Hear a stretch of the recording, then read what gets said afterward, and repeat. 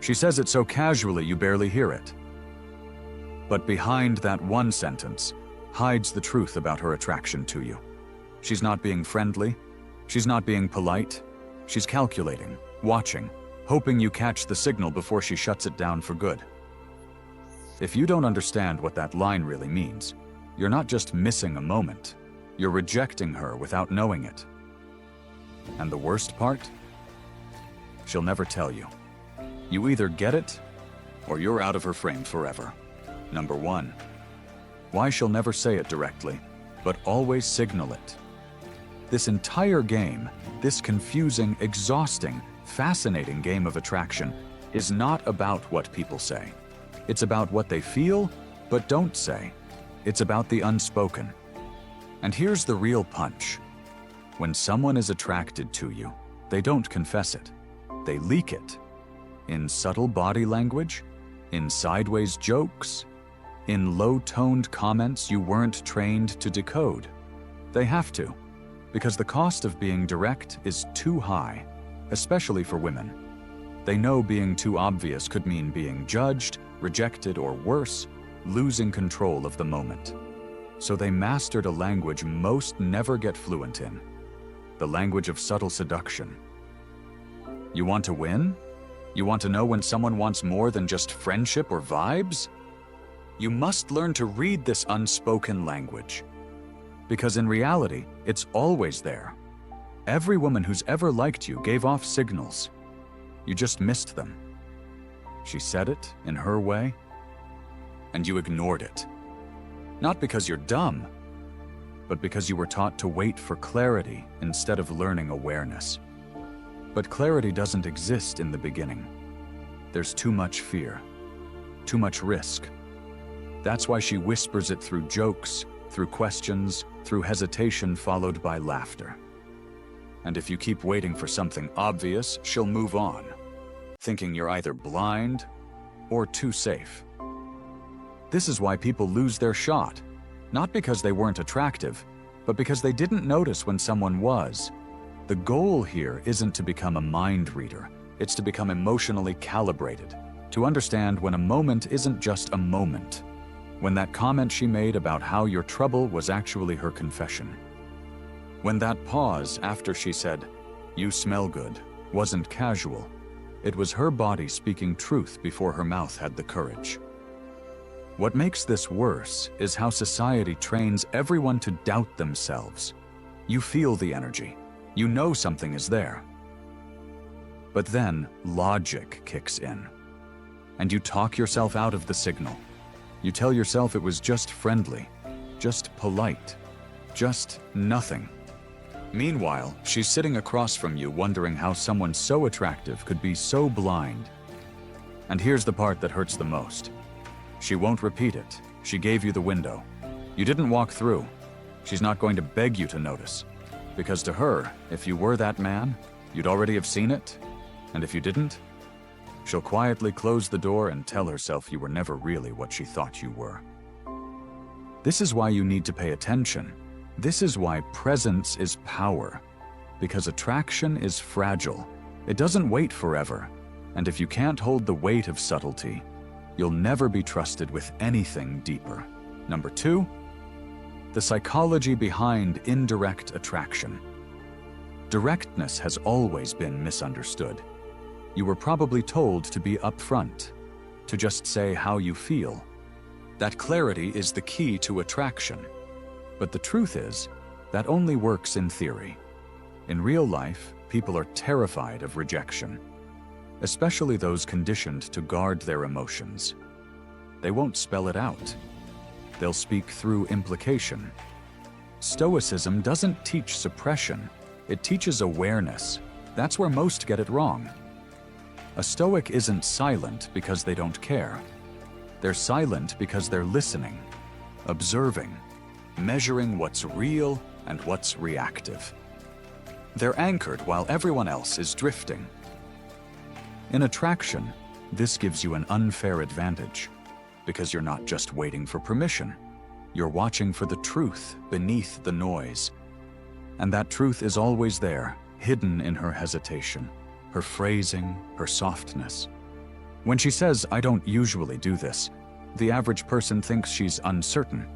A Stoic sees it as calculated vulnerability. That phrase isn't hesitation, it's an announcement. She's telling you, "I want to move forward, but I need to see if you'll honor the moment." If you miss it, if you treat her words as literal instead of layered, you collapse the tension she spent days, weeks, maybe even years protecting. You don't just lose a date, you lose trust. Not because you're a bad person, but because you couldn't carry the message she wrapped in silence. The emotionally impulsive person will either rush in too fast or freeze entirely. The Stoic holds ground, says less, feels more, reacts with intention, not excitement. This is where the red pill meets psychology. It's not about manipulation, it's about reading the battlefield before stepping on it. And when you move with clarity, calmly, fully present. You don't chase signals, you see them. You don't force attraction. You earn permission to explore it deeper. Every phrase she uses has layers. Every laugh has roots. Every pause has meaning. And when you live with Stoic clarity, you stop missing those moments. Because in this game, timing is everything. And most never even notice the clock is ticking. Number 3, 5 coded phrases that mean "I want you." Let's stop pretending that words mean what they say. They rarely do, especially when desire is involved.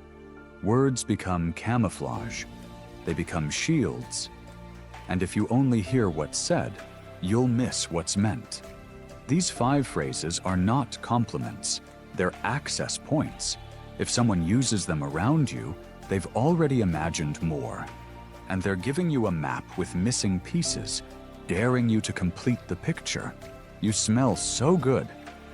This is never about cologne. This is about proximity, chemistry, intuition.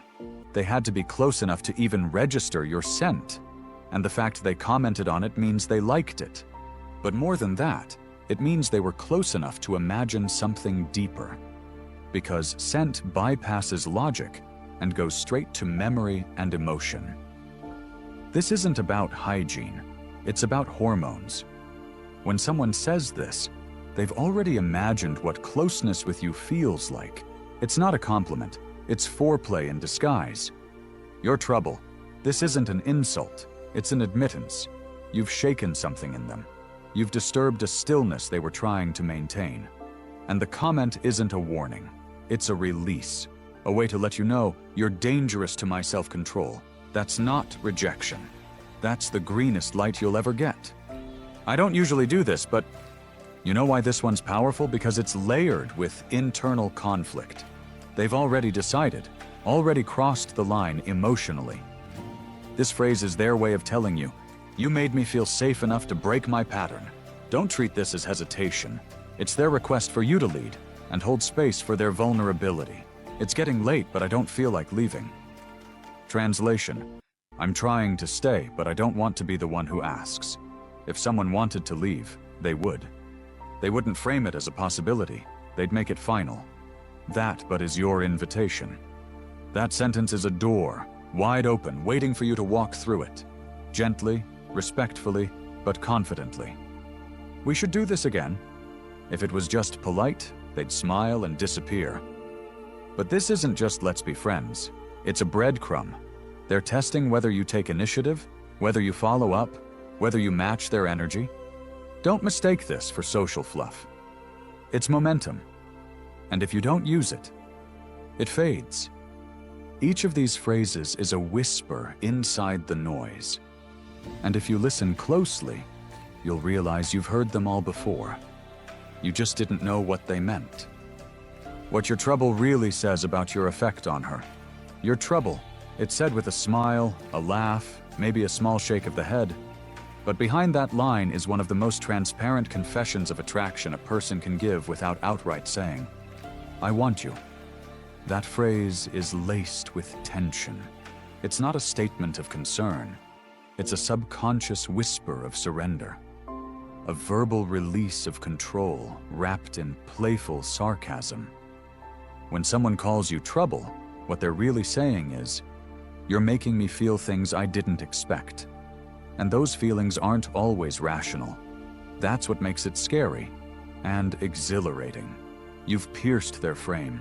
You've stepped into the quiet part of their mind that imagines, wonders, fantasizes, the part they normally guard. They say it because they need to shift the blame. Not because they actually believe you're dangerous, but because they feel vulnerable around you. That vulnerability forces them to cope with the loss of emotional control. And that's where your trouble becomes their emotional firewall. It's a way to maintain face while still giving you a hint of the storm they're suppressing. This phrase shows up when you've done everything right without even trying. You've stayed grounded. You didn't chase. You didn't overshare. You were simply present, and it destabilized their entire frame. You walked in with calm, and their emotional system couldn't reconcile it, so they call it trouble. The truth is, people are addicted to contrast. We're drawn to what throws off our balance, not what keeps us numb. And if you represent unpredictability, edge, or emotional gravity, you're not just interesting, you're magnetic. But most ruin the moment by reacting wrong. They either make a joke of it, which diminishes the tension, or they deflect awkwardly, killing the vibe. What you do instead is hold the energy. You let the silence hang. You let the weight of her words linger in the room. You make her sit in that emotional state for just a second longer. That's the difference between being remembered and being forgotten. The ones who fade are the ones who rush through moments. The ones who stay in someone's mind forever are the ones who feel the shift and don't flinch. So the next time someone looks at you and says, "You're trouble," understand what they're really saying is, "I don't know how to control myself around you." And the correct response isn't to apologize or explain. The correct response is to smile and say nothing. Number 4, her need for deniability, how female attraction protects itself. Attraction is never as simple as "I like you. Let's do this." Not in real life, not in the world people live in. For many women, and for anyone conditioned to fear judgment, expressing desire directly is dangerous. Not physically dangerous, socially dangerous. Reputation matters. Perception matters. People want connection without the risk of humiliation. That's why desire is almost always wrapped in deniability. Deniability gives them an out. If the moment doesn't go well, if they sense you didn't catch the hint or worse, judge them for it. They can walk away with their image intact. This is the emotional escape hatch. And every attraction signal comes built with one. This is why she won't say, "I want to stay over." She'll say, "It's getting late, but I don't feel like leaving." If you accept the invitation, she'll follow your lead. If you reject it or act confused, she'll pretend it wasn't serious and move on. And now, you're the one who failed the calibration test. She needs to be able to deny it if it backfires. That's not manipulation, it's protection. The emotional risk is too high. She doesn't want to be labeled desperate, thirsty, too easy. So she drops hints. She lays breadcrumbs. She waits for you to connect the dots. This is why people who constantly ask for directness lose. The game isn't direct. It's layered. It's poetic. It's emotionally coded. And if you demand clarity in the form of verbal confirmation every time, you miss the energy exchange. You miss the subtext. You miss the moment. You don't need words when you're tuned in to tone. When someone's saying, "You're bad for me," while smiling and standing closer, they're telling you everything. When they lean in during a goodbye, when their voice softens at the end of a sentence, when they ask questions that don't need answers, those are emotional signals. You were supposed to catch them. You didn't. And now they've pulled back. Attraction dies in confusion. It thrives in awareness. When someone feels safe being subtle, because you get it, they go deeper. But when their subtlety is missed or mocked, they lock down completely. Understand this. She needs deniability until she knows you're the kind of person who won't weaponize her honesty. And until then, every signal she sends is going to be coded. Your job isn't to decode every phrase, it's to feel the shift, to see the invitation behind the irony, to listen with your intuition, not just your ears. Once she knows you won't judge her for wanting you, that's when she stops hinting and starts acting. But that trust has to be earned, not demanded. Can't force it. You have to deserve it. Now let's summarize all of this into one.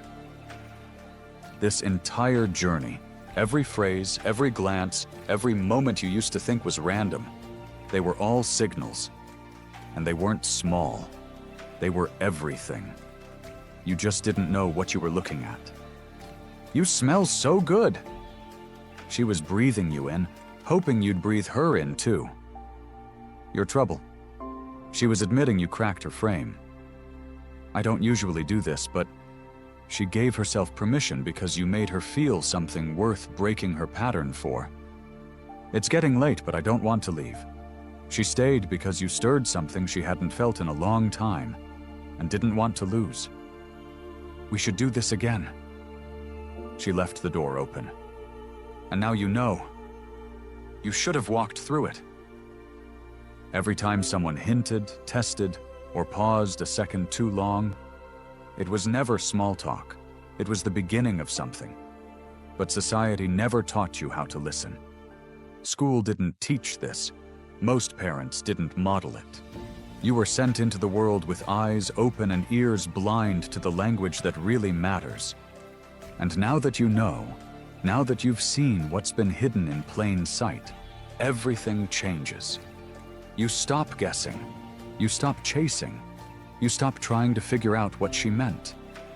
Because now you understand the rhythm of her language. This is what separates men who beg from men who choose. This is what elevates people from confused to magnetic. And it all starts with this: learning how to recognize unspoken attraction. Understanding that if you're waiting for words, you've already lost. What you want is already being offered through movement, tone, energy, and coded language. Your only job now is to stay awake. When someone flirts indirectly, when they lean in but say less, when they tease and pull back, they're watching you. They want to know if you can carry the moment, if you see them without needing explanation. The second you pass that test, the mask drops. And what was once subtle becomes obvious. This is where it ends. But really, this is where it starts. You've been told for years that desire needs clarity. It doesn't. It needs trust. And now, with these tools, you have the ability to build it, one unspoken word at a time. Support this channel. Not for likes, not for views, for impact. You now understand what most never will. You see behind the curtain. You recognize the truth in moments that used to confuse you. That insight is powerful and rare. But others don't have it yet. And unless you help spread this message, they'll keep walking in circles, missing signals, losing connection, settling for surface-level relationships that never touch their soul. So if this opened your eyes, make it open someone else's. Like, comment, subscribe, share. This is how we change people's lives. This is how we reach the ones who are one insight away from seeing the entire game differently. If you believe in clarity, in presence, in decoding truth beneath the noise, stand with us. Support the channel, support the message, and let's wake the world up, one signal at a time.